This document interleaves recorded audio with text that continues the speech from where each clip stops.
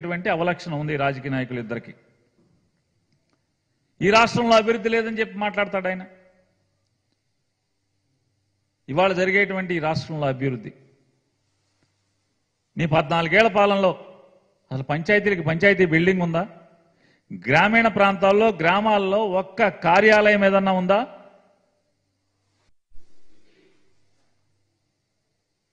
ఏముంది నీ 14 ఏళ్ల పరిపాలనలో? ఇవాళ జగన్మోహన్ రెడ్డి గారు చేసే దాంట్లో అవన్నీ ఏమైనాయి? ఇవాళ 17 మెడికల్ కాలేజీల నిర్మాణం కానీ, లేదా 4 పోర్టుల నిర్మాణాలు కానీ, లేదా రాష్ట్ర వ్యాప్తంగా వందల సంఖ్యలో రైతు భరోసా కేంద్రాల నిర్మాణం కానీ, లేదా సచివాలయ భవంతుల నిర్మాణం, అంటే పంచాయతీ ఆఫీసులు దాంట్లో ఉండేట్టుగా సచివాలయ భవంతుల నిర్మాణం కానీ, గ్రామీణ ప్రాంతాల్లో గ్రామాల్లో ఇంటర్నల్ రోడ్ల నిర్మాణం కానీ, ఇలాంటి అనేక పాఠశాలల నిర్మాణాలు కానీ, ఇదేం అభివృద్ధి కాదా? ప్రైవేటు ఈ 5 సంవత్సరాల్లో ఎన్ని ప్రైవేటు పరిశ్రమలు వచ్చినాయి?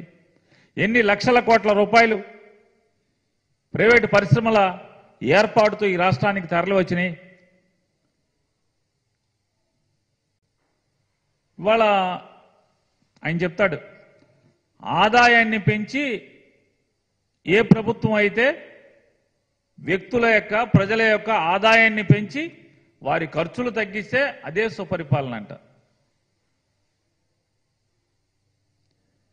చంద్రబాబు నాయుడు గారు అసలు ఈ 14 ఏళ్లలో ఎవరి ఆదాయం ఏం పెంచాడు? ఏం ఖర్చులు తగ్గించాడు అని చెప్తున్నాను.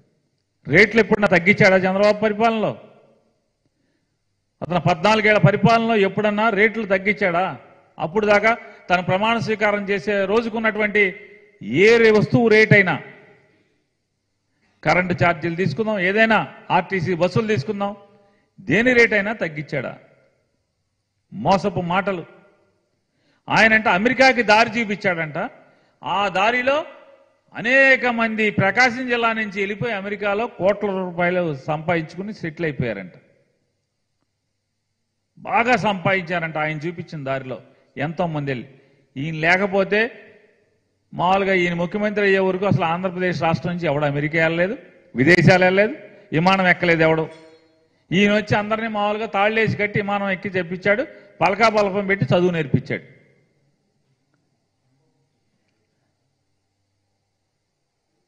ఒకప్పుడు అంట ఈ రాష్ట్రంలో ఉద్యోగాలు విపరీతంగా ఇచ్చే రాష్ట్రం ఏదంటే ఆంధ్రప్రదేశ్ అంట. తన్నుండగా చూపించేవాళ్ళంట. ఇంటికి ఒక ఉద్యోగం ఇస్తామని చెప్పి చంద్రబాబు నాయుడు చెప్పి మేనిఫెస్టోలో చంద్రబాబు నాయుడు పవన్ కళ్యాణ్ కలిసి 2014లో ఇంటికి ఒక ఉద్యోగం ఇస్తామన్నారు. 1,60,00,000 పైచిలుకు కుటుంబాలు ఉన్నటువంటి ఈ రాష్ట్రంలో 1,60,00,000 పైచిలుకున్న కుటుంబాల్లో ఎన్ని కోట్ల కుటుంబాలకంటే 1 కోటి ఇచ్చారా? 1,50,00,000 ఇచ్చారా? 1,60,00,000 ఇచ్చారా? 10 లక్షలు ఇచ్చారా?